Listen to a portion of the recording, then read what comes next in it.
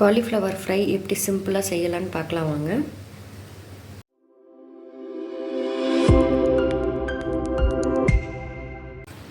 Welcome to Madurai பிரதி kitchen. இன்றைக்கி நம்ம காலிஃப்ளவர் ரோஸ்ட் எப்படி சிம்பிளாக பண்ண போகிறோம்னு பார்க்க போகிறோம். ஸோ அதுக்கு நான் கடாயில் கடலெண்ணெய் கொஞ்சம் எடுத்திருக்கேன். எண்ணெய் காஞ்சிருச்சு.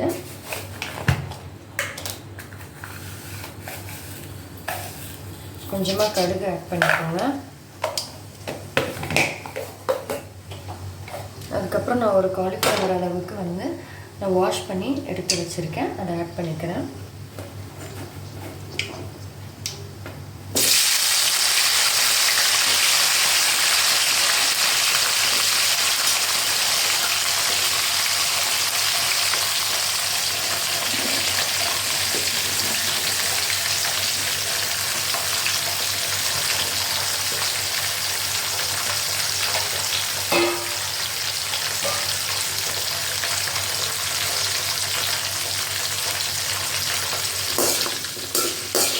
ஃபஸ்ட்டு கொஞ்சம் எண்ணெயில் பரட்டி விட்டுக்கோங்க.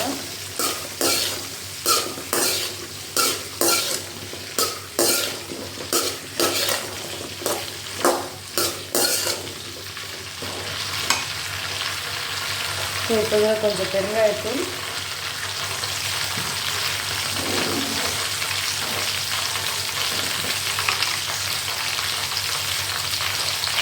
கொஞ்சமாக லைட்டாக மஞ்சள்,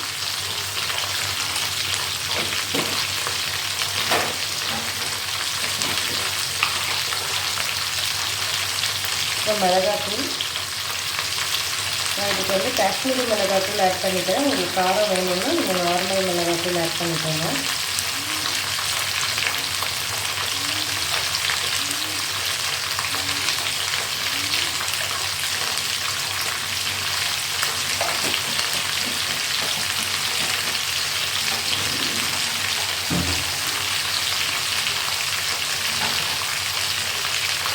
அப்புறம் கொஞ்சம் ஜீரா பவுடர்,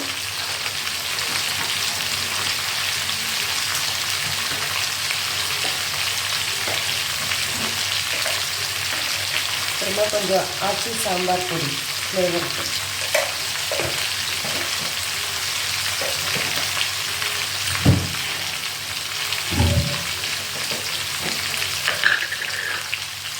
அதுக்கப்புறம் தேவையான அளவு உப்பு.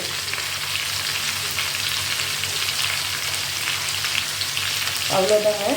இந்த பொடி மட்டும் போட்டு நீங்கள் கொஞ்சம் நேரம் பரட்டி விட்டுட்டே இருங்க. அவ்வளோதான், காலிஃப்ளவர் ஃப்ரை ரெடி ஆகிடும். சூப்பராக இருக்கும்.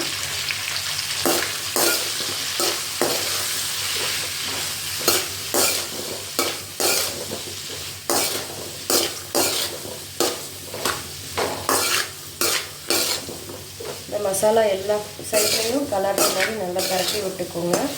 உங்களுக்கு சப்போஸ் மசாலா ஃப்ளேவர் வேணும்னா நீங்கள் கரம் மசாலா ஆட் பண்ணிக்கலாம். நான் கரம் மசாலா போடலை.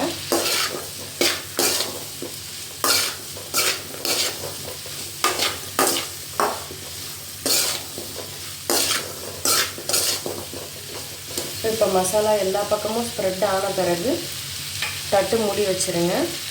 கொஞ்சம் வேகட்டும். அப்பப்போ ஒரு 2 மினிட்ஸ் ஒன்ஸ் ஓப்பன் பண்ணி கிளறி விட்டுட்டே இருங்க.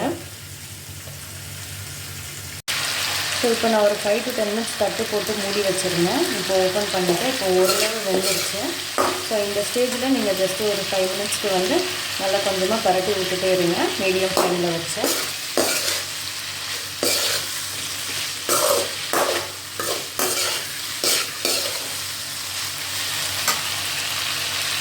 இப்போ அவ்வளோதாங்க, நல்லா வெந்துருச்சு காலிஃப்ளவரு. அவ்வளோதாங்க, ரொம்ப சிம்பிளாக ரெடி ஆகிடுச்சு. நீங்கள் ட்ரை பண்ணி பாருங்கள். உங்களுக்கு பிடிச்சிருந்ததுன்னா லைக் பண்ணுங்கள், ஷேர் பண்ணுங்கள், மறக்காமல் சப்ஸ்கிரைப் பண்ணுங்கள். தேங்க்யூ.